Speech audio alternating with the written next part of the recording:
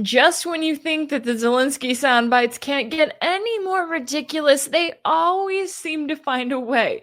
And we're seeing evidence of that right now, as Zelensky said in his latest sit down interview, that he would never accept any decisions made about Ukraine by the US and Russia. So I will never accept any decisions between the United States and Russia about Ukraine.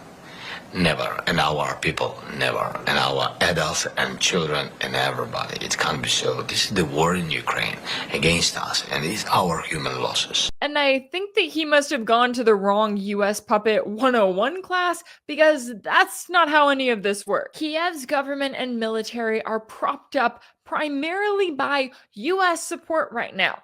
If the US were to decide tomorrow that they came to some sort of an agreement with Russia, that the war was over, that they were pulling back their military support, there is nothing that Zelensky could do about it. In fact, if he did try to do anything to try to oppose the US, then he may find out what happens to US puppets when they're no longer useful. And you may be thinking, oh, well, Europe's there, right? The EU, the UK, they can help Zelensky. And apparently he thinks that too, because now he's openly calling for Europe to create its own army. Let's be honest, now we can't rule out the possibility that America might say no to Europe on issues that threaten it. Many leaders have talked about Europe that needs its own military, an army.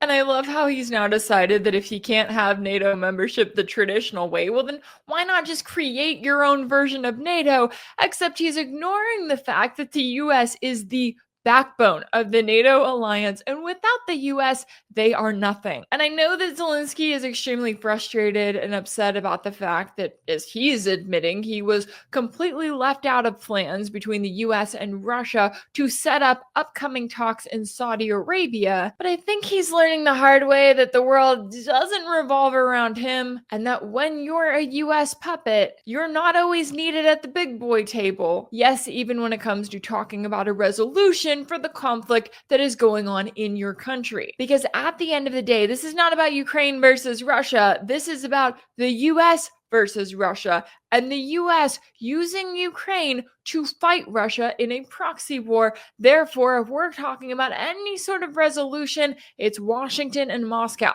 that need to be sitting down at the table.